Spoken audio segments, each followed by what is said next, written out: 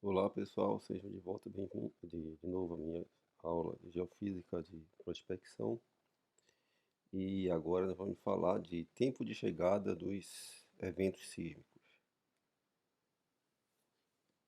Então, imagine se eu tenho aqui uma fonte e um geofone afastado de X metros, tá?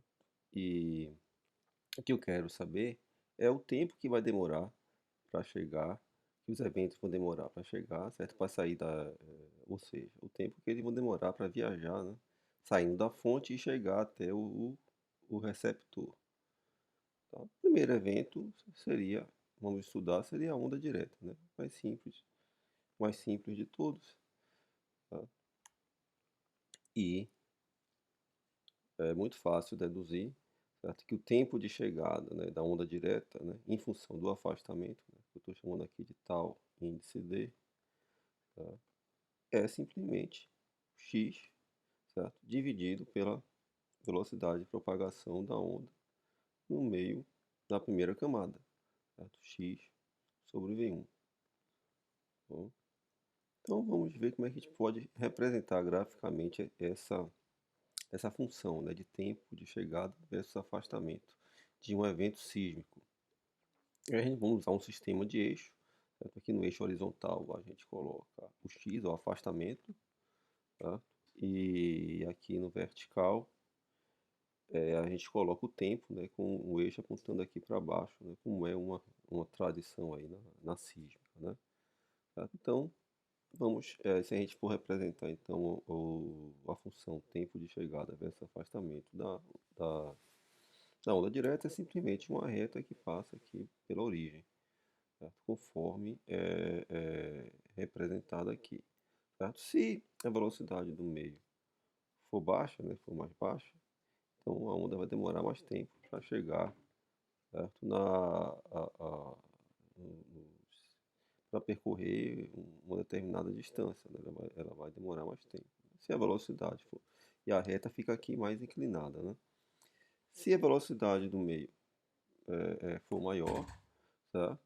Então a onda vai percorrer essa distância mais rápido, né? Vai demorar menos tempo para chegar, certo? E essa reta aqui, certo? Fica mais horizontalizada conforme é representado aqui. Agora vamos ver qual é o tempo de chegada versus afastamento da onda refletida. Ou seja, eu quero saber qual o tempo que a onda demora para sair aqui da fonte, refletir aqui na interface e vir aqui para esse geofone, né? Eu quero saber esse tempo, né, em função do afastamento de x. Tá? Então vamos chamar aqui esses trechos aqui da trajetória de L, que é L também, né? Essa interface aqui é horizontal, certo? Então existe essa simetria aí, certo? Aqui é H, certo? E aqui, ó, esse triângulo aqui, né, a base é x e metade da base é x sobre 2. Certo? Então, o tempo de chegada da onda refletida, né, certo? Em função de x, vai ser simplesmente o tempo que a onda demora para percorrer essa distânciazinha aqui, L, né, que vai ser igual a L sobre V1 multiplicado por 2. Tá? Ou seja, tal RFL, ou seja, o tempo de chegada da onda refletida em função de x vai ser igual a 2L sobre V1. Né? Mas para colocar em função de x, a gente tem que ver aqui que esse L aqui, aplicando Pitágoras, né, raiz quadrada de x sobre 2 ao quadrado mais h ao quadrado. Né? Ou seja, substituindo aí, né, tal, certo? O tempo de chegada da onda refletida vai ter essa expressão aqui, certo? Que depois de alguma álgebrazinha simples aí, levando ambos os membros aqui dessa equação ao quadrado, a gente chega aqui nessa forma conhecida aqui, né? Ou seja, tal ao quadrado sobre tal zero ao quadrado menos x ao quadrado sobre 2h ao quadrado igual a 1. Isso aqui é a equação de uma hipérbole, né? Que representa uma hipérbole, certo? E esse que eu estou chamando de tal zero aqui, certo? É 2h sobre V1. Isso aí, o significado dessa constante aí é o duplo tempo de viagem vertical, ou seja, o tempo que a onda demora para sair da fonte, né, viajando verticalmente, ou seja, incidindo normalmente aqui na interface e voltar, certo? Aqui para a superfície, certo? Fazer esse percurso e esse percurso aqui, certo? É tal zero justamente porque é o tempo de chegada quando x é igual a zero, né? Se eu substituir o x igual a zero aqui, ou seja, se eu tivesse aqui, o meu geofone tivesse na mesma posição da fonte, né? Certo? Então, esse tal tempo de chegada da reflexão seria justamente o tal zero, certo? Que é esse duplo tempo de viagem vertical. Vamos representar então essa, essa curva, né? Certo? Que é uma hipérbole, né? Aquela equação, né? Aqui no nosso diagrama de tempo de chegada versus afastamento, né? Então, essa curva aqui, certo? Aqui está justamente o tal zero, certo? Quando o x é igual a zero, certo? O tempo de chegada da reflexão vai ser tal zero. E na medida que o x vai aumentando, certo? O afastamento vai aumentando, a reflexão vai demorando mais para chegar lá, certo? Uma característica interessante, certo? Que a onda direta, certo? É uma assíntota dessa hipérbole, ou seja, certo? Se você tiver um afastamento bem grande, certo? O tempo de chegada da onda refletida vai se aproximar do tempo de chegada da onda direta, certo? E eles se aproximam cada vez mais uma da outra, né? Na medida que o afastamento vai aumentando, mas nunca se toca, certo? Ou seja, o tempo de chegada da onda direta é realmente uma assíntota, certo? Da hipérbole que representa o tempo de chegada versus afastamento da onda refletida, né? Da primeira reflexão, né? Agora vamos ver aí o tempo de chegada versus afastamento da onda refratada, certo? Então a gente sabe que a gente já estudou na aula passada que essa aqui é a trajetória da onda refratada, né? Então são três partes, né? A trajetória dela, né? Essa primeira parte aqui ela percorre com velocidade v1, essa aqui também com velocidade v1, né? E aqui na interface esse trecho aqui é percorrido com velocidade v2. Então vamos chamar aqui esse trecho aqui de L, L1, L1 são iguais, certo? Devido à simetria aqui, porque a interface é horizontal, certo? E o trecho que ela percorre ao longo da interface, né, eu vou chamar de L2. Bom, então o tempo total que essa onda aqui vai demorar para sair da fonte, percorrer essa trajetória e chegar no geofone, vai ser igual ao quê? 2L1 sobre V1 mais L2 sobre V2, tá? Então, aplicando uma trigonometriazinha básica aqui, né? Certo? A gente vê aqui que L1, certo? Nada mais é do que o H aqui dividido por cosseno de ângulo crítico, né? E o L2 aqui, certo? Vai ser igual a x, certo? Menos isso. Sendo que essa distânciazinha aqui, né? É H tangente de θ crítico, certo? Ou seja, então o L2 vai ser igual a x menos 2H tangente de θ crítico. Substituindo aqui, certo? Nessa equação, nós chegamos à conclusão que, semelhantemente à onda direta, né? O tempo de chegada versus afastamento da onda refratada também vai ser uma reta, né? Veja só, isso aqui é uma constante, né? Tá? Só que o coeficiente angular da onda direta era 1 sobre V1, né? E da onda refratada é 1 sobre V2, certo? E esse termo aqui é uma constante que depende de H, V1 e V2, né? Na verdade, o próprio ângulo crítico depende de V1 e V2, tá? Então, só que isso aqui, esse termo linear aqui, né? Certo? Esse termo linear dessa reta aqui está muito complicado. A gente pode tentar aqui dar uma melhorada nele, né? Tornar ele mais compacto, né? Certo? O coeficiente angular é 1 sobre V2. E o coeficiente linear aqui, vamos ver o que a gente pode fazer por ele aí. Primeiro aqui vamos pegar a tangente de θ crítico e substituir por seno de θ crítico por cosseno de θ crítico. Aí eu já consigo, certo? Colocar em evidência aqui o cosseno de θ crítico. Eu vou colocar em evidência também aqui 1 sobre V1, tá? Então eu vou colocar dessa forma aqui, né? Tá? Aqui fica 1 e aqui nesse termo aqui eu tenho que colocar o V1 aqui no numerador para poder compensar aqui, né? Mas por que que eu fiz isso, né? É pelo seguinte, né? Se a gente observar aqui, tem uma razão de V1 sobre V2, né?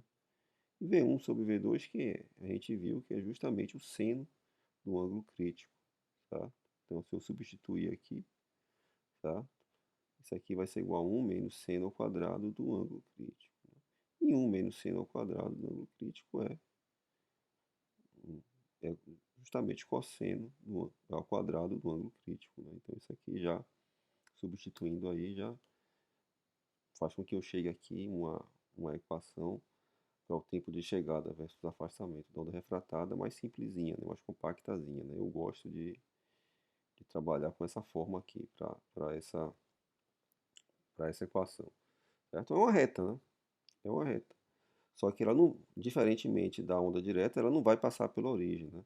Ela tem esse coeficiente linear aqui que é diferente de zero, tá? Para a gente poder traçar o gráfico aqui, a gente precisa antes compreender uma coisa aqui com relação às ondas refratadas, né? Uma coisa importante, um conceito importante, né? Que é o conceito de distância crítica, né? O que vem a ser distância crítica? Imagine que eu tenho vários geofones aqui ao longo da superfície, tá? Ora, nem todos esses geofones aqui eles vão conseguir registrar a onda refratada, né? Por que que isso acontece? Vamos ver aqui. Esse geofone aqui, tá? Ele consegue registrar a onda refratada, né? Porque a onda sai daqui, percorre essa distância, emerge aqui, certo? E vem para cá. Esse aqui vai captar. Esse aqui tá ok. Esse aqui captou, esse vai captar e esse aqui também, né? A onda sai daqui, percorre essa distância ao longo da interface e vem para cá. A trajetória da onda refratada tem que ser obrigatoriamente essa aqui, essas três segmentos aqui, certo? E esse aqui vai, certo? Também vai, tá? Agora esse aqui não tem como traçar uma trajetória que sai com ângulo crítico, percorra uma distância ao longo da interface, emergindo com ângulo crítico e chegue aqui. Não tem, não vai chegar. Na verdade, esse aqui é o último ângulo, é o geofone, certo? Que vai captar é o primeiro geofone que vai captar a onda refratada, né?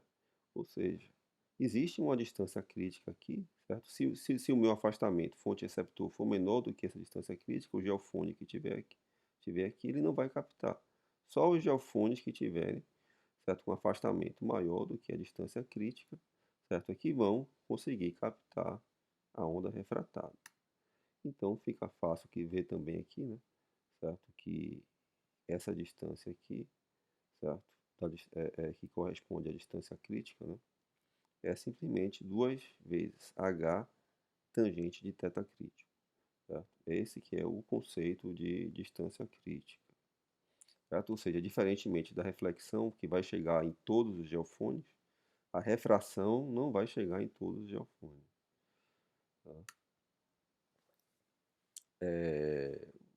O gráfico tempo desse afastamento da refração é esse aqui, certo? É uma linha reta, certo? O coeficiente angular dele é 1 sobre V2, certo? Ou seja, certo? É uma reta, certo? Mais horizontalizada do que a onda direta, né? Porque o coeficiente angular da onda direta é 1 sobre V1, né? Certo? E o coeficiente angular da onda refratada é 1 sobre V2. Como V2 tem que ser maior do que V1, então a, a onda refratada ela é mais horizontalizada, tá?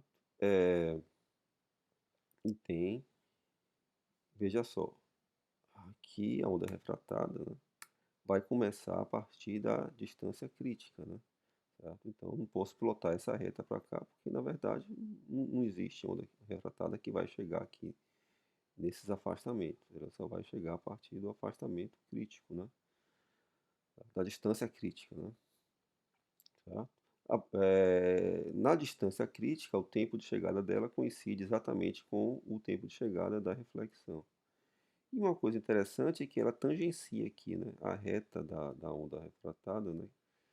É tangente à hipérbole do tempo de chegada da onda refletida aqui nesse ponto aqui, uma propriedade interessante, tá?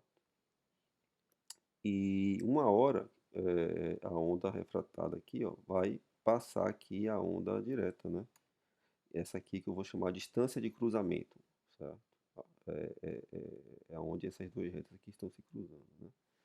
Então, se a gente observar esse gráfico aqui, a gente pode dividir ele em três segmentos aqui, né? Do afastamento zero até o afastamento crítico, do afastamento crítico até o afastamento de cruzamento, né? E do afastamento de cruzamento adiante, né? O que é que acontece aqui, né? Do afastamento zero até o afastamento crítico, né? Da distância crítica, né? A onda que chega primeiro é a onda direta e depois chega a reflexão, certo? Não vai chegar a refração, né?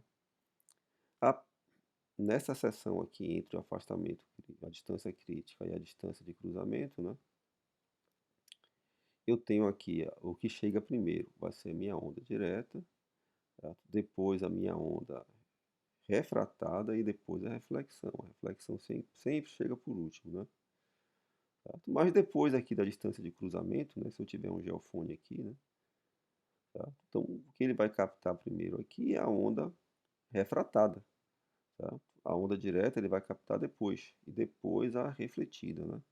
Então daí vem aquele termo que eu falei a vocês na aula passada, que é a onda refratada, também conhecida como heat wave, né?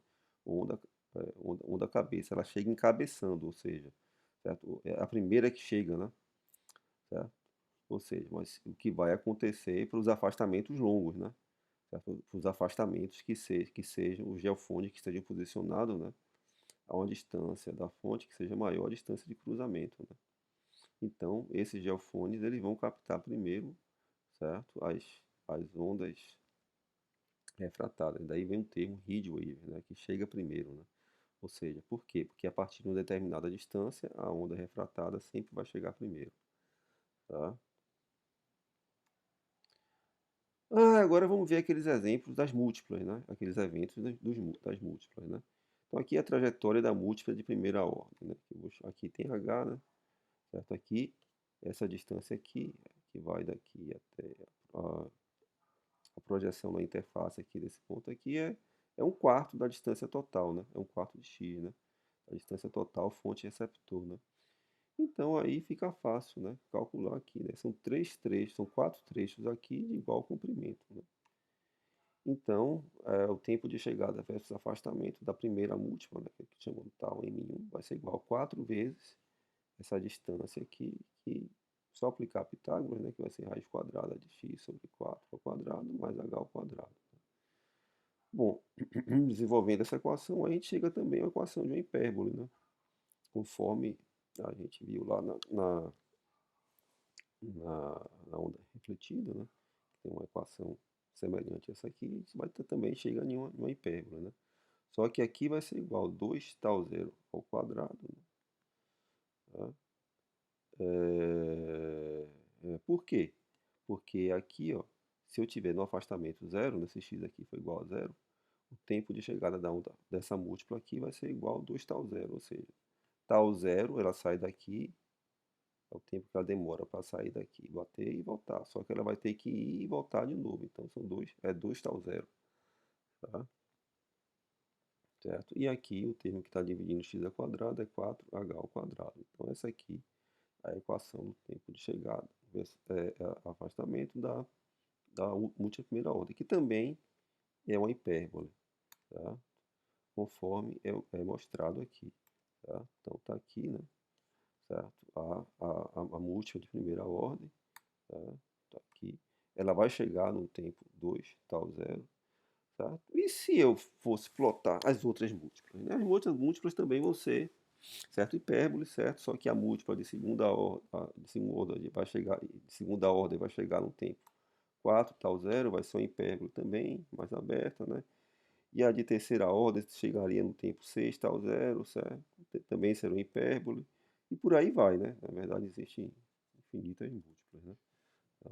Então, esse aqui é um gráfico de tempo vezes chegadas, certo? Que está incluindo todos os eventos, né? Ou seja, a onda direta, certo? A onda refratada, certo? O heat wave, né? A onda refletida, né? A múltipla de primeira ordem, a múltipla de segunda ordem. Tá? Isso aqui, esse aqui vem a ser, né, as características de tempo de chegada versus afastamento dos eventos sísmicos. Tá? Então é isso aí, pessoal. Até a próxima.